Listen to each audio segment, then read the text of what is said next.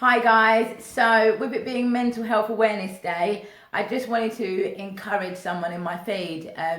If you are in fact experiencing anxiety, depression, anything related to mental health, and also to raise awareness that mental health doesn't have a specific face to it, and it's not a specific type of person that suffers with it. Actually, we're all susceptible to suffering with mental health. I have suffered with anxiety before, and it was such a horrific experience really for me personally. I was quite fortunate because I have had coaches and mentors in my life for many years now. So fortunately for me, when I suffered with it, I was already working with people that could identify it, and that most importantly I could share that with. And I cannot stress the importance of sharing when you are suffering with something, whether it be depression, whether it be anxiety, whatever it is. Sharing, although it feels like the most scary thing to do at the time, is the main reason, the only reason why I wasn't engulfed by it for a very long period. Because when you're dealing with something mentally, especially when, I know for me, looking at my life at the time, there was nothing that I could see happening in my life, and everybody's experience is different, so I want to just put it out there. But for me personally, there was nothing that was going on in my life at that time that in my mind justified to me why I should be feeling the way that I was feeling. So to look at my life from the outside of it, and even if it, not even from other people's perspectives, from my perspective, looking at my life, looking at where I was in my life, looking at what I was achieving, it just didn't make any sense to me why I was having panic attacks, why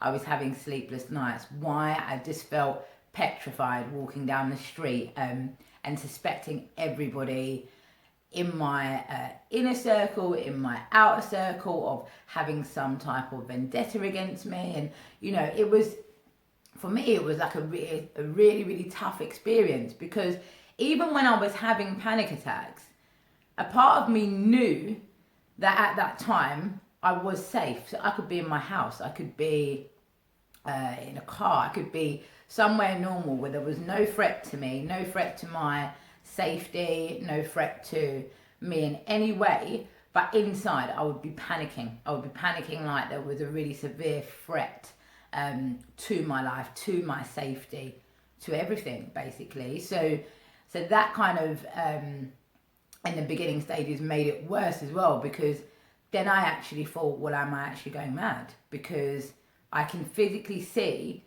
That's the thing about having panic attacks. Well, for me personally, and I'll keep on saying everyone's different, but for me, when I was having panic attacks, a part of me was really frightened, and a part of me was still able to say, Bianca, this is not right. You know, you shouldn't be panicking. There's nothing going on. Like, you're in the safety of your home, or you're around people that actually love you. So why are you panicking inside? Why do you feel like you're going to go to sleep and you're not going to wake up? You know, it would just, for me, it was really hard to comprehend. But as I said, I had coaches, I had mentors, I speak to people. So, you know, I found that courage within me to actually say something about it. And every single time I did, and every single time I expressed what it was to someone that I trusted, or to someone that, you know, I have a good relationship with, instantly for me, a part of it subsided anyway, because actually getting it out and not having it in my head and verbalizing it worked really well for me. And then of course, when you're talking to people who are, you know, trained around the mind, around mental health, and you're talking to people who actually have your best interest at heart, they can also provide you solutions as well. I did have to make changes in my lifestyle. So for me, and this would apply to women more so than men, I had to change a pill that I was taking, a contraceptive pill, because that really induced the anxiety in me. I didn't realise at the time that they can do things like that, but I, after speaking to a few other women, found out that there were quite a few women in my circle that, because they'd been taking this contraceptive pill, they'd been suffering with anxiety as well, and when they came off it, some of them instantly changed. So that's something to think about as well if you're a woman.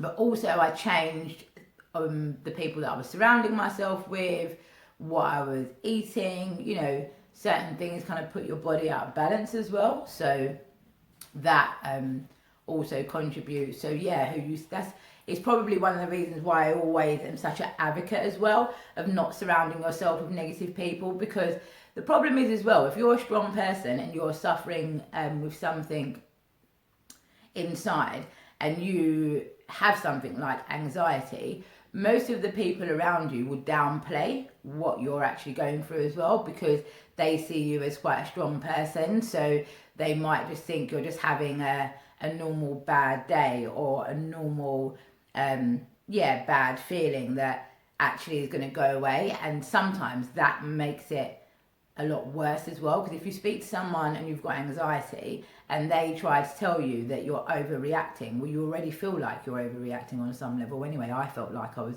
overreacting because, as I said, I'm looking at my life and I couldn't really find many reasons as to why I felt like that.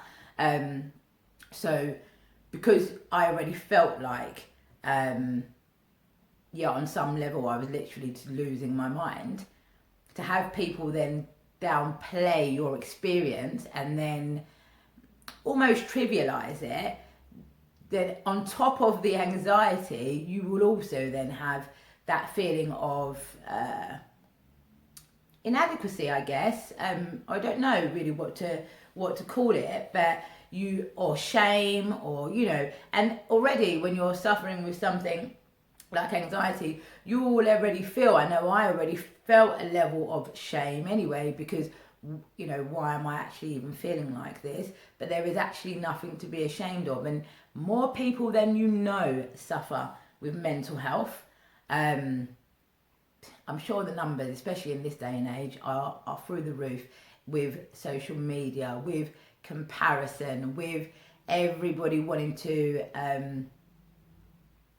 model themselves on some unrealistic expectation then of what it means to actually just live life and what real life experiences can do to you.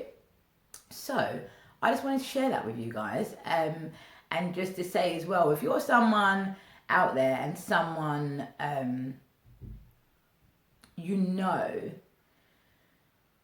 talks to you about anything related to mental health. Now, we're not all specially trained to help in that circumstance, but definitely don't be judgmental and definitely don't downplay it, because it's actually a serious thing. And if left untreated, we know what the consequences of it can be, and the consequences can be devastating. And in the worst cases, fatal. So yeah, let's take it seriously. Let's raise awareness about it. Like, be honest about it, and be nice to each other. And don't surround yourself with people that don't support you and are